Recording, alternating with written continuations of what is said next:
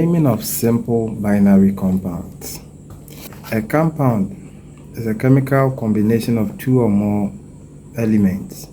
An ion is an electrically charged atom. Positively charged atoms are known as cations, whereas negatively charged atoms are known as anions. Binary gives us the impression that we are combining two things, so bi, two. We've explained the entire topic, binary ionic compound. Let's define what a binary ionic compound is. So a binary ionic compound is composed of ions of two different elements, being it a metal and a non-metal. To name any ionic compound, there are rules we must obey.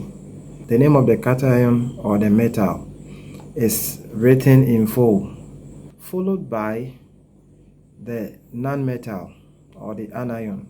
The name of the non-metal is not written in full, so the prefix is written, leaving out the ending of the name for us to add IDE to the ending part. Let's name these examples.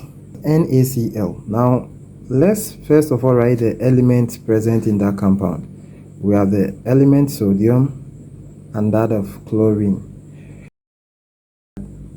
Sodium will donate 1 electron for it to be positively charged. Chlorine receives 1 electron in order to be stable, so chlorine is negatively charged. These two ions will combine to form NaCl.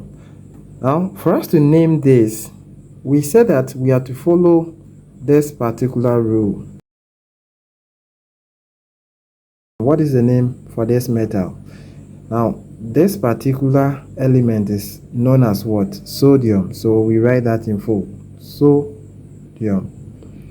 And then now we have our non-metal here. We said we write the stem for that. And what is the stem for chlorine?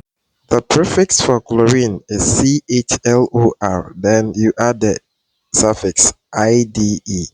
Therefore, the compound formed is known as sodium chloride. Name this particular compound. Now we have two elements present, so we have that of calcium and then bromine. Calcium gives out 2 electrons, whereas bromine receives 2 electrons. Okay, now we write the name of the metal in full. So we have calcium, then that of bromine, we write the prefix, so brom, then we add IDE, so IDE.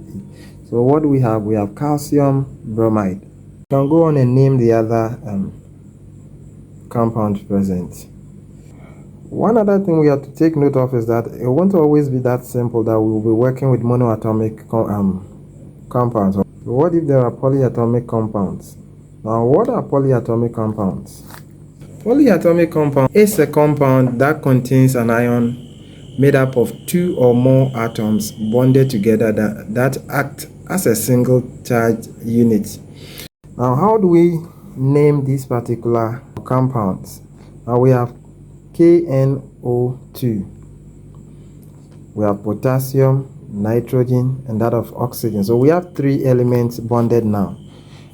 And what we have to know is that our metal potassium is a metal. So we write the metal first, potassium. Then we know that NO2 has a special name. It's a polyatomic ion and it has a special name. So NO2 minus is known as nitrite. So that is nitrite. So what is the name of this atom? It is known as potassium nitrite. The same way we have CuSO4. Now, copper is the metal here. So let's write our copper. Then SO4. SO4 2 minus is known as sulfate. So the sulfate radical. Now we've named our compound, that is copper sulfate.